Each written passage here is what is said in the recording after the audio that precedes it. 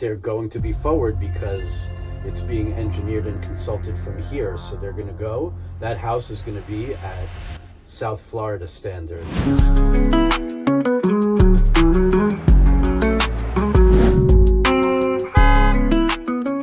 Welcome to Opportunity Knox. I'm your host, Todd Patton, and I got a special guest today.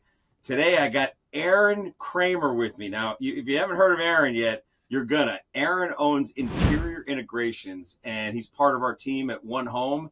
And I just learned a bunch about Aaron, and I'm excited, man, to have you here. It's great, man. You taught me a ton, and I can tell you're an expert at this. You've been doing this for a while. 20 years. 20 years, man. So take me back. 20 years ago, we're living where? 20 years ago, I just got out of the Army. I wasn't doing much. I was kind of looking for what would be my corner in life that I would go to and start figuring out what I want to do for a living. I had an uncle in the industry down here that ran a company in Hollywood. He brought me down, said, come try it out. Came to try it out. My first job that he sent me to was some huge mega mansion from some Saudi prince. Jeez. It was ridiculous, and I fell in love. Went back to New Jersey, put in my notice at some retail job I had, and waited my 2 weeks and came right down. I got to know, what did they spend? What was the bill on that house? Oh, it must have been hundreds of thousands of dollars, right? Yes. That's your first taste, which is chump change for those people. Yeah. Cool. So I worked with that company for 5-6 years, moved to another company, grew up the ranks there, and kind of plateaued to where I couldn't go anywhere anymore, and decided, hey, it's time for me. I am young enough to start my own company, but old enough and seasoned enough to be able to know how to run a business. So and experienced enough. How long ago was that? If official start date was it? Of my business? Yes. It was 2024. Sweet. Middle of 2024. So less than a year. Obviously, 20 years experience. You've got that, and so give me that, because obviously it's a big move. You have kids. You're living to go on your own. It's an exciting time, and I know this firsthand too. All in. I love it, man. I love it. And scared money doesn't make money, right? That's right. That's right. And but now, you know what? When you're working at 11 at night now, and you're building, it's a baby. It's like having a baby. It's like you're building this and building it up. How great is that feeling? My friends are like, "Oh, are you working? When are you? What are your hours?" I was 24/7. What do you mean? It's my baby. Is there ever a time that your kid needs you and you're like, "No, I'm off the clock"? Of course Always, not. Yeah. Same thing. Always. Yeah.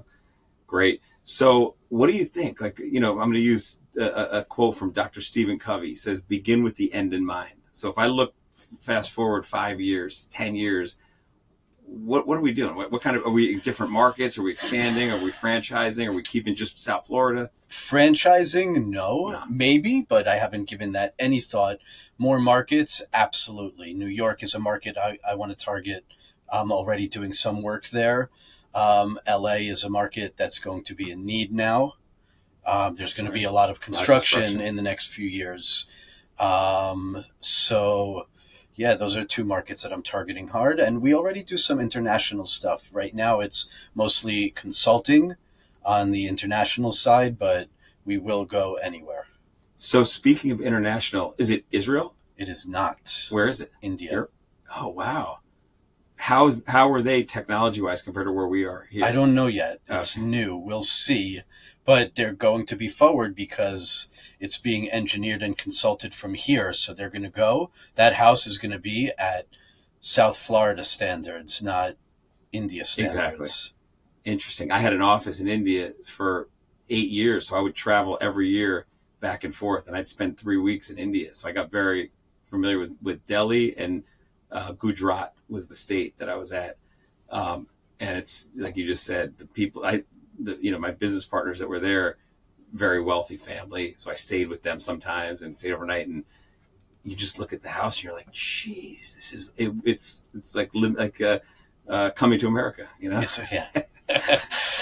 So, tell me, staff wise, like if you get a big job that you got to do it, do you have people that do the work? So we are, the company's broken up into departments. Okay. There's an engineering department, There's a project management department / sales. I head that up. There's accounting, obviously, and then there's an installation department. And based on the skill level of the technician and the scope of work on the project, that will define on who goes and who doesn't go. Awesome. So now we're going to get on the personal side a little. We talked when we weren't filming the podcast. We talked about the Miami Hurricanes. So that's your team, right? That's my team. Don't hold it against me, Gators fans and Knowles fans. I don't discriminate. I'll do work anywhere and for anyone. And Knowles, but I love the Canes. Yes, season ticket holder. And you've been a ticket holder since the Orange Bowl. Yep. Man, those were the days. What was the line? If you can get this, you're a true Hurricane fan. What did they say when you went to park? I don't speak Spanish, right. But you're usually parking in someone's yard. No blocky? No blocky. No blocky. $5, no blocky. We used to go there and roast whole hogs or pigs. Yeah. Yeah. That's state. And what's there now? It's the Marlins. It's Marlins Park. It's right. That's the same exact. I can't go there. I coach baseball for my son's team. And in Parkland? No, in Davie, where he lives. And baseball, that's a game every kid grows up playing. Yep. And it's hard I take him to games, but it's hard because they wouldn't give the Canes a stadium there when the Canes did so much for South Florida. Exactly. And the Marlins get sold after every championship. It's crazy. And you go to the game and it's a cycle. And it started with what was his name? The GM when he worked the deal out with the county. Jeffrey Lurie. No, that was the owner. His son. Was it Sampson? David Sampson. David Sampson, yes. That was when things started going down. I actually got a funny baseball story for you. So I was a Marlins ticket holder, and this was going back, this was when we played it. I call it Joe Robbie. It's a million. I call it Dolphin You know what I'm Stadium. talking about. Yeah. And I had 6, at the time, I had a mortgage company. So this was 2004, probably 3. And I had 6 seats, front row, first baseline. Great seats. And we kept losing. And because they won the World Series and then they'd sold out. And I was like, you know what? I'm done with it. So I had somebody in my office and I said, the ticket salesperson's calling me. Watch what's going to happen. I'm going to cancel. And they're not going to be happy. So I said, you know what? I'm not doing it again this year. And I said, but I will if you let me throw the first pitch out. And she goes, Todd, or he said, it was a guy. He said, Todd, this is for president. It's not for a mortgage guy, It's for 5,000 people. Yeah, exactly. In Not even. Right. So I said, no problem. It's all good. If you can't, no big deal. I'll talk to you soon. It was great working with you. And and I remember looking at him and go, they're going to 5 minutes. Watch. Phone rings. I pick up. Are you sitting down? I go, yeah. You're not going to believe this. I got you to throw the first pitch out. It's going to be the Brewers game. The story gets better. So I said, now I'm getting nervous. I'm excited. I'm like, give me the tickets. I'm in. Yeah. So I had, and you said 5,000. It's funny. It was probably 3,200 people. It was no one there. It's the Brewers. It was the Brewers. Yeah. And we were so bad, but I was still throwing the first pitch out. So I go out there and I remember the bullpen catcher seeing me and I was waving. I was like, man, this is amazing. And I brought my nephew. Wait, you get to warm up in the bullpen before you throw the first pitch? No, but the team was down there. The players were down there. Oh, okay. So it was not the main catcher, but one of the, I get it. He was looking at me, I just remember making eye contact with him. Now I brought my nephew from Tampa. He's at UCF now. So he was probably 5 or 4. And Billy the Marlin was there with this big, and my nephew looks at him and he freaks out. So he holds my leg. I'm on the mound now. And I'm like, I got no leverage. This is bad. There was, let's say 3,200 people, 100 of them were my friends and family. So I'm like, shit, I'm like, Ty, and he's crying, Billy the Marlin. This is not a good scene. And it was a lollipop. It was weak, but I had no leverage with this leg, right? He was holding on to it. But it was still a cool experience. I get done. That's pretty amazing. 2 weeks go by. This gets better. Okay. 2 weeks get by. And at the time, I had a guy named Nandy Serrano. So I got to send this video to Nandy because he'll appreciate this story. He was like a MetLife, and he might still be there. He's like a financial advisor. And he had some investments with me. And he had a group called Diamond Financial. He dealt with a lot of baseball players. He was really big involved with the Marlins. He calls me up 2 weeks later. He goes, Patton. And I'm like, yeah, Nandy, what's up? He's like, you're not going to believe this, brother. Spanish. I go, what?